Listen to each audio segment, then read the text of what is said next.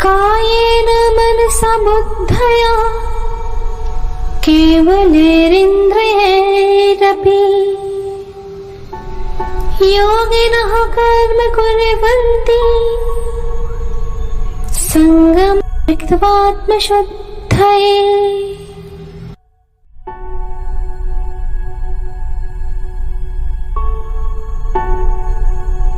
देखो, जो कर्म बुद्धि के समझ आने के पूर्व और मन में विचार उत्पन्न होने के पहले ही होते हैं, इन कर्मों के व्यवहार को कायिक व्यवहार कहते हैं।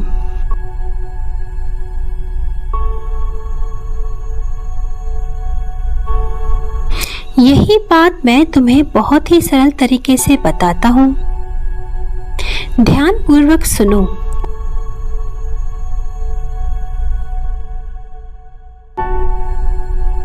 जैसे कोई बालक निष्कारण यूं ही कुछ न कुछ चेष्टा करता रहता है,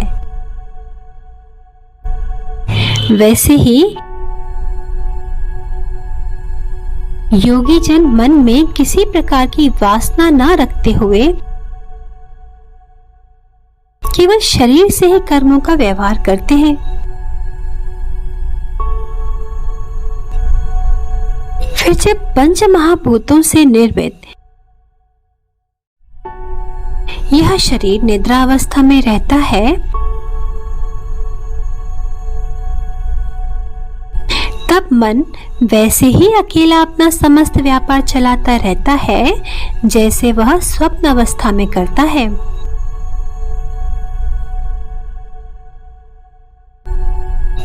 हे धनुर्धर, इसमें एक विलक्षण बात यह है कि यह वासना इस ढंग से अपना विस्तार करती है कि वह शरीर को एकदम भान भी नहीं होने देती और उसे सुख दुख के भोग रूपी भंवर के जाल में डाल देती है।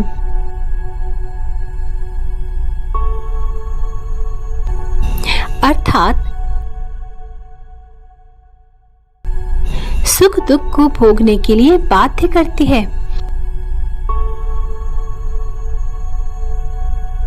इंद्रियों को जिन व्यापारों की खबर कानों कान नहीं मिलती, उन व्यापारों को मानस व्यापार कहते हैं।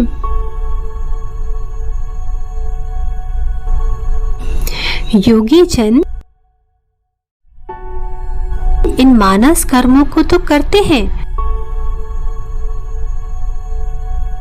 पर उनके मन में अहम भाव का दूर दूर तक रिश्ता नहीं रहता।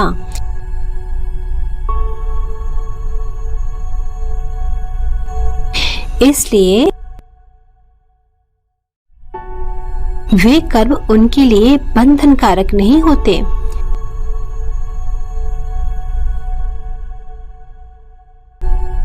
जब कोई व्यक्ति पिशाच बाधा से बाधित होता है,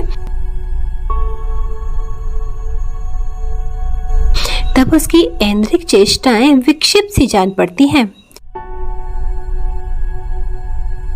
उसे अगल बगल के सब लोगों के स्वरूप तो दिखाई देते हैं। यदि उसे आवाज देकर बुलाया जाए तो वह सुनता भी है और वह स्वयं अपने मुख से बोल भी सकता है।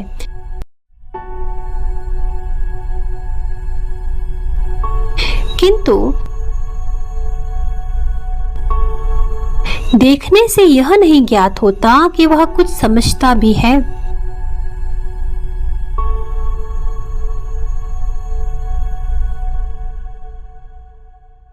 यह वह प्रयोजन के बिना, अर्थात कोई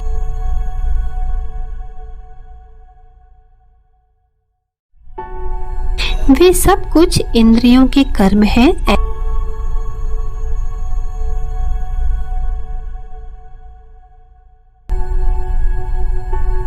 फिर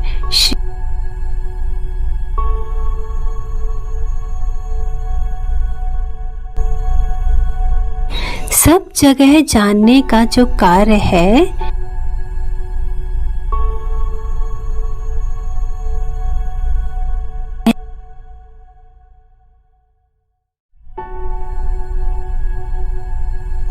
वे लोग बुद्धिपूर्वक पूरे मनोयोग से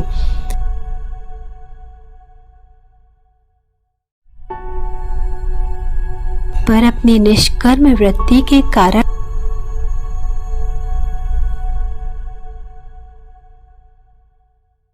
क्योंकि बुद्धि से लेकर शरीर पर्यंत उनमें अहम भाव का स्मरण ही नहीं रहता,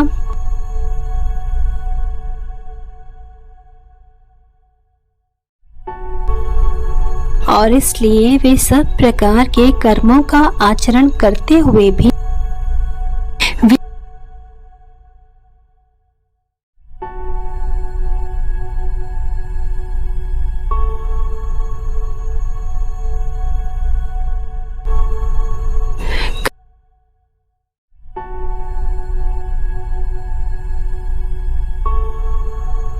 सब तरह के कर्मों को संपन्न करना ही निष्काम कर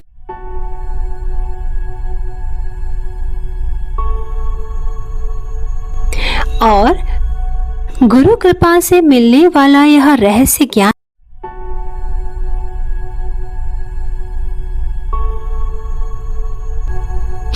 अब शांत रस की बाढ़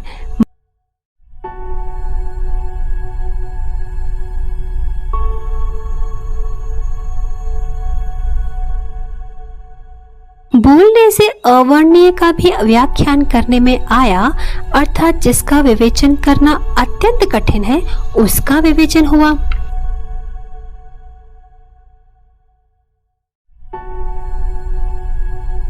जिनकी इंद्र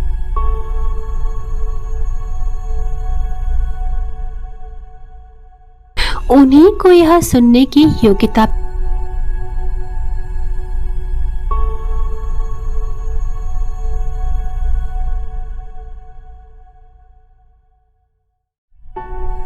यह विश्व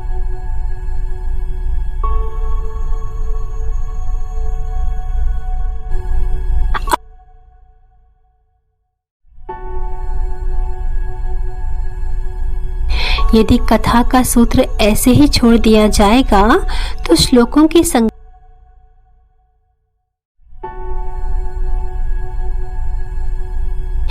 जिस तत्व का आकलन करने में मन को भी कठिन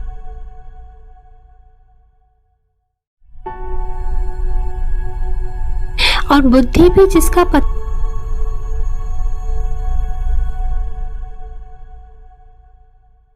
वही तत्व इस समय परम सौभाग्य से तुम्हें वाणी के सहयोग से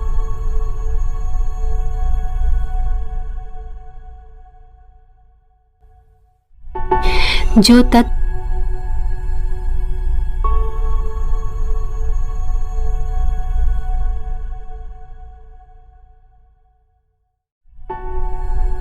तब फिर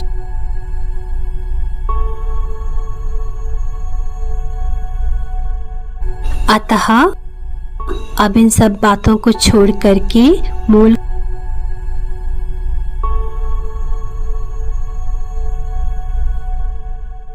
कथा सुन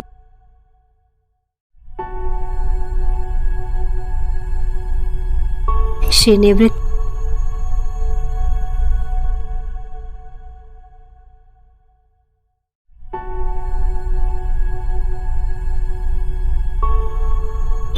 आप श्री कृष्ण और अर्जुन का संवाद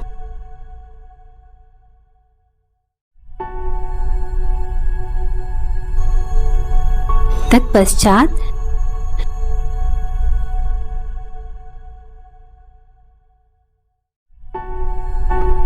कि अब मैं सिद्धि प्राप्त कर चुके योगियों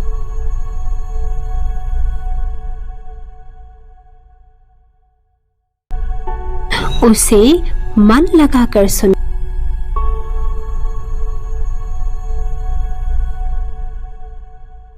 युक्तः कर्म फलं त्यक्त्वा शान्तिमाप्नोति नैष्ठिकम्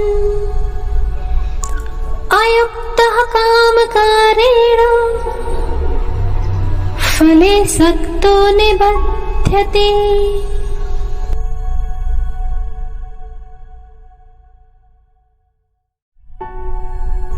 जो इस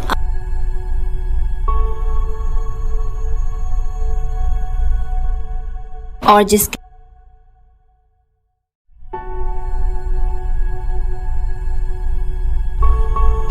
उसे इस संसार में शांति स्वयं ही आगे बढ़कर वर्ण कर लेती है।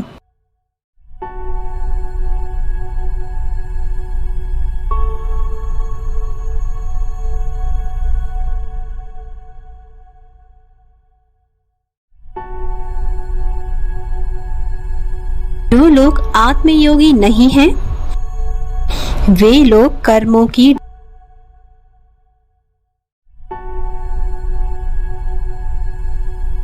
फल भोग रूपी खूंटे के साथ कसकर बांध दिए जाते।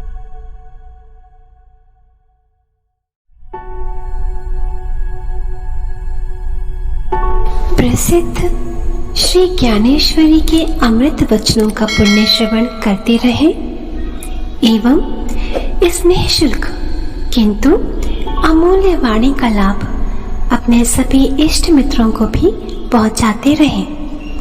श्री हरि।